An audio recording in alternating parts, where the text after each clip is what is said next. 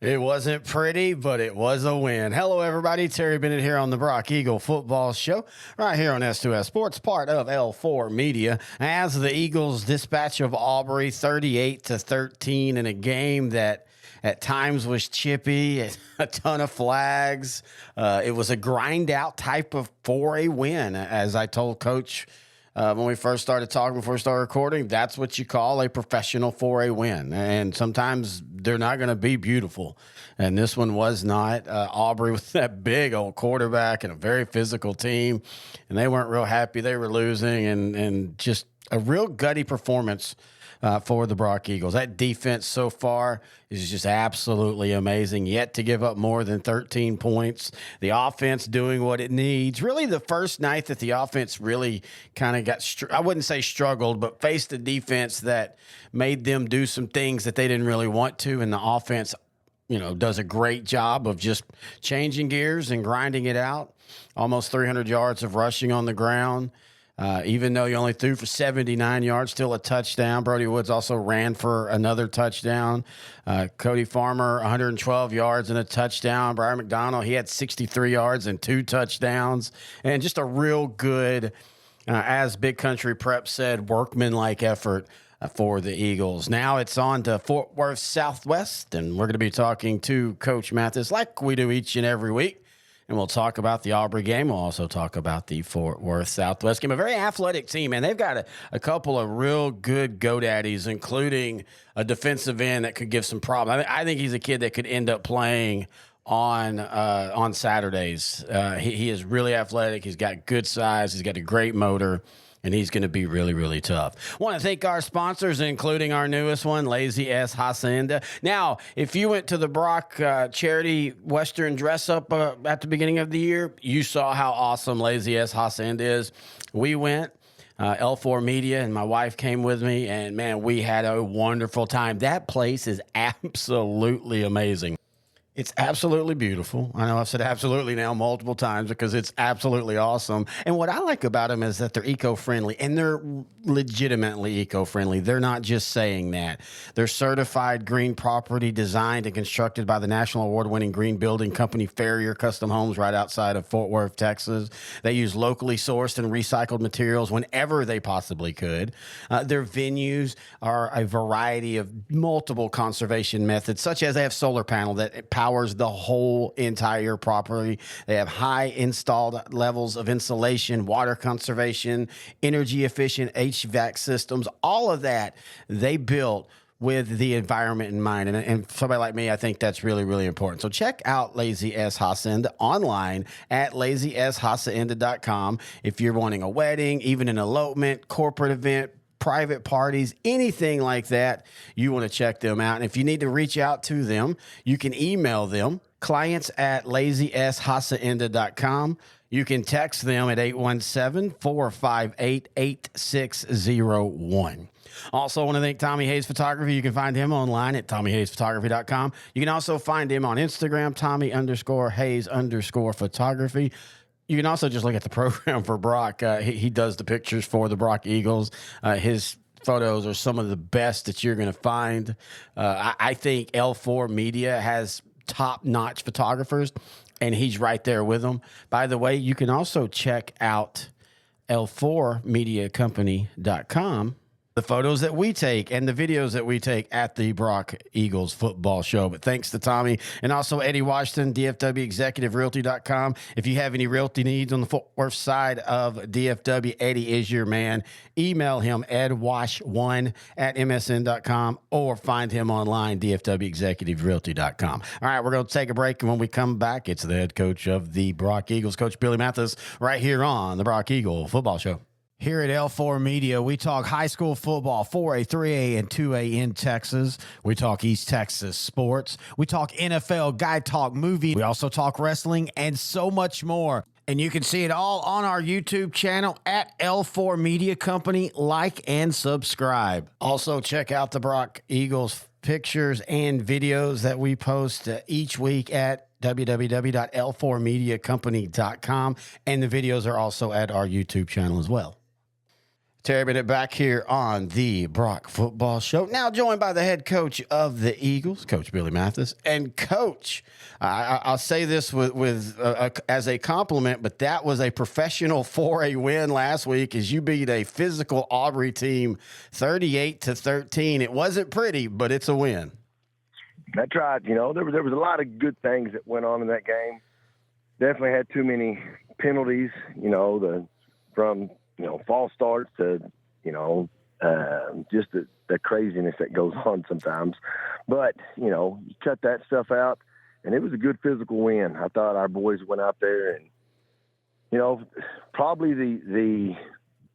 this game, I felt like from a game plan standpoint, I felt like our boys trusted it as much as any game that I can remember. Mm-hmm. There were certain formations where they ran certain plays out of it. We had automatics. If they line up in this, we're automatically going to do this.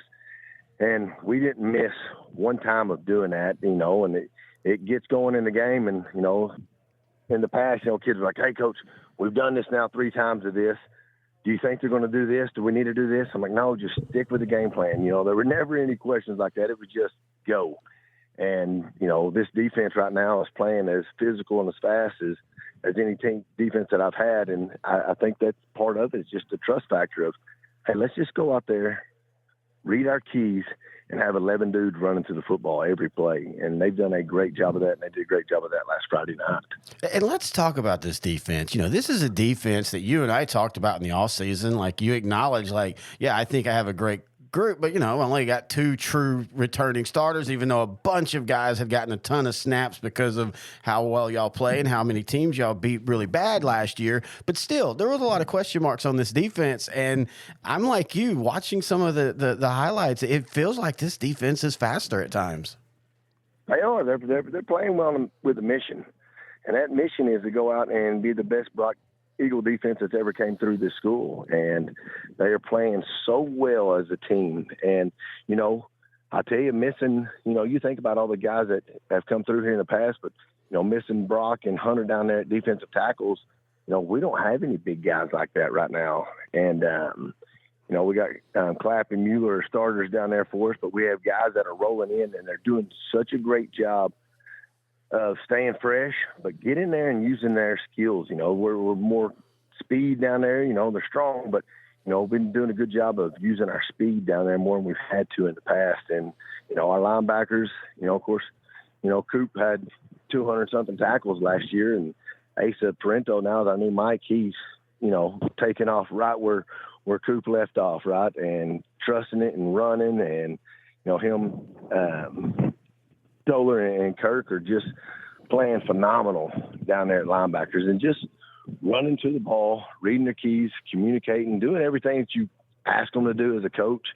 And they're doing it, and they're seeing the, kind of the proof in the pudding.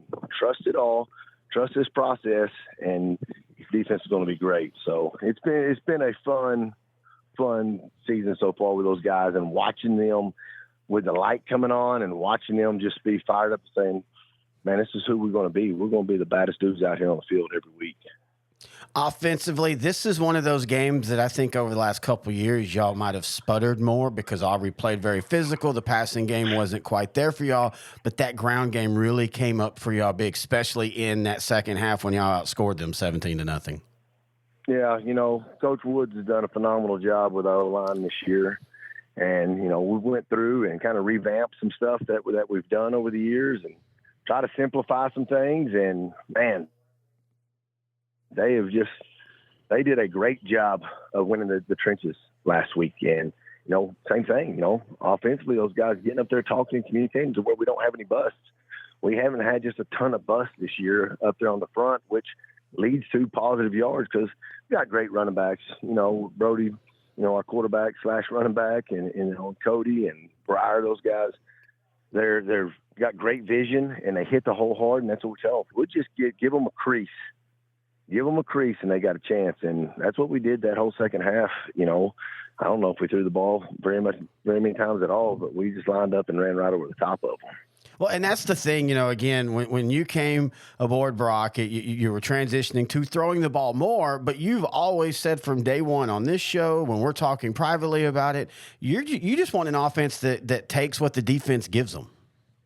That's right. That's right. And then I'll tell you two other things that I was very proud of, or two young men, Jesse Rusnick and Colt Matlock, they've been, getting a lot of yards receiving the last couple of games, and they didn't catch a ball. And not one time did they come over and like, Coach, you got to find a way to get me open, right?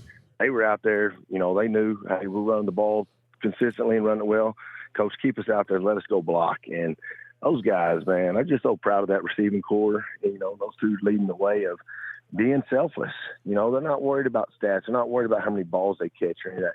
They just want to be great team players. And that's what I really feel like is kind of been the identity of this team this year. A selfless group that's out there playing for each other. And all my teams have been, but this year it just seems to be a little bit more and kind of what their identity is. And they're taking that and running with it.